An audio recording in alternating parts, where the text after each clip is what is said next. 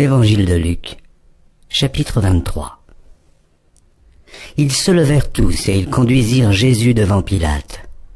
Ils se mirent à l'accuser, disant « Nous avons trouvé cet homme excitant notre nation à la révolte, empêchant de payer le tribut à César, et se disant lui-même Christ, roi. » Pilate l'interrogea en ces termes « Es-tu le roi des Juifs ?»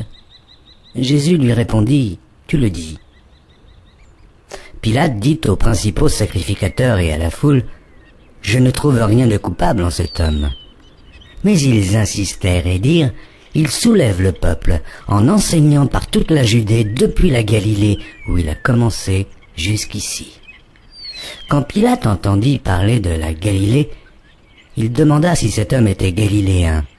Et, ayant appris qu'il était de la juridiction d'Hérode, il le renvoya à Hérode, qui se trouvait aussi à Jérusalem en ces jours-là. Lorsque Hérode vit Jésus, il en eut une grande joie, car depuis longtemps, il désirait le voir à cause de ce qu'il avait entendu dire de lui, et il espérait qu'il le verrait faire quelques miracles. Il lui adressa beaucoup de questions, mais Jésus ne lui répondit rien.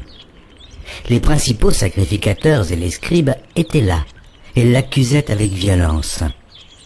Hérode, avec ses gardes, le traita avec mépris et, après s'être moqué de lui et l'avoir revêtu d'un habit éclatant, il le renvoya à Pilate.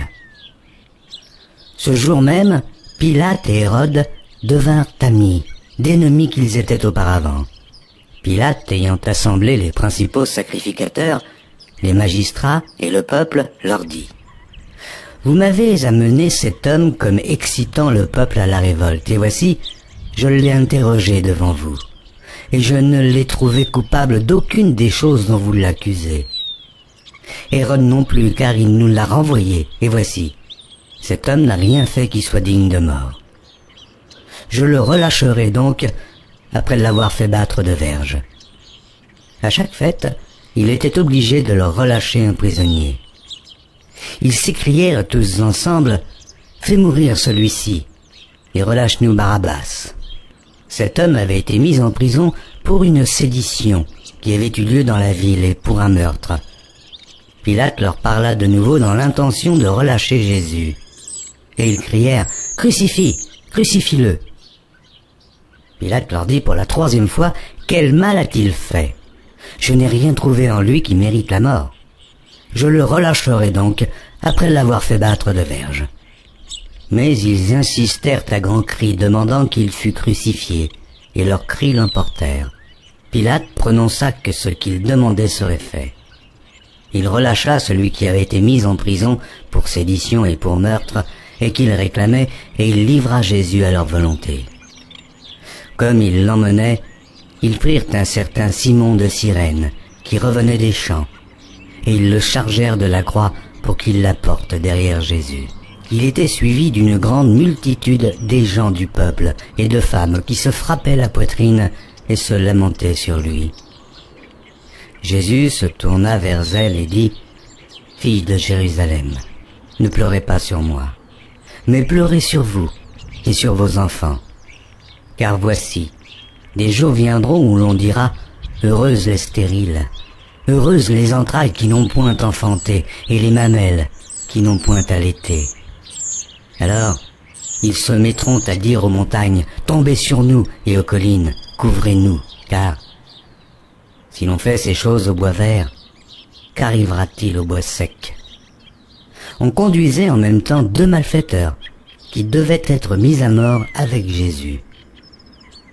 Lorsqu'ils furent arrivés au lieu appelé Crâne, ils le crucifièrent là, ainsi que les 2 malfaiteurs, l'un à droite, l'autre à gauche.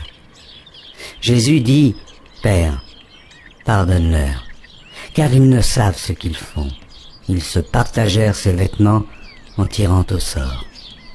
Le peuple se tenait là et regardait. Les magistrats se moquaient de Jésus, disant « Il a sauvé les autres, qu'il se sauve lui-même s'il est le Christ, l'élu de Dieu. » Les soldats aussi se moquaient de lui. S'approchant et lui présentant du vinaigre, ils disaient « Si tu es le roi des Juifs, sauve-toi toi-même. » Il y avait au-dessus de lui cette inscription celui-ci est le roi des Juifs.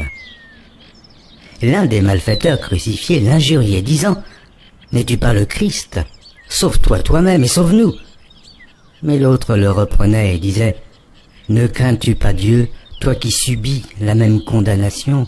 Pour nous, c'est justice, car nous recevons ce qu'ont mérité nos crimes, mais celui-ci n'a rien fait de mal. » Et il dit à Jésus « Souviens-toi de moi quand tu viendras dans ton règne. » Jésus lui répondit « Je te le dis en vérité, aujourd'hui, tu seras avec moi dans le paradis. » Il était déjà environ la 6e heure, et il y eut des ténèbres sur toute la terre jusqu'à la 9e heure. Le soleil s'obscurcit et le voile du temple se déchira par le milieu. Jésus s'écria d'une voix forte « Père, je remets mon esprit entre tes mains. » Et en disant ces paroles, il expira.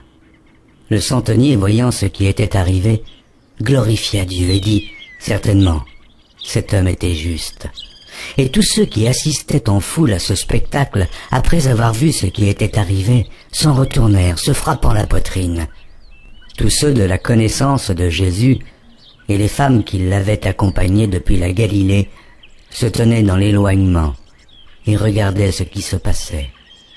Il y avait un conseiller nommé Joseph, homme bon et juste, qui n'avait point participé à la décision et aux actes des autres. Il était d'Arimathée, ville des Juifs, et il attendait le royaume de Dieu. Cet homme se rendit vers Pilate et demanda le corps de Jésus. Il le descendit de la croix, l'enveloppa d'un linceul et le déposa dans un sépulcre taillé dans le roc, où personne n'avait encore été mis. C'était le jour de la préparation, et le Shabbat allait commencer. Les femmes qui étaient venues de la Galilée avec Jésus accompagnèrent Joseph, virent le sépulcre et la manière dont le corps de Jésus y fut déposé, et, s'en étant retournées, elles préparèrent des aromates et des parfums. Puis elles se reposèrent, le jour du Shabbat, selon la loi.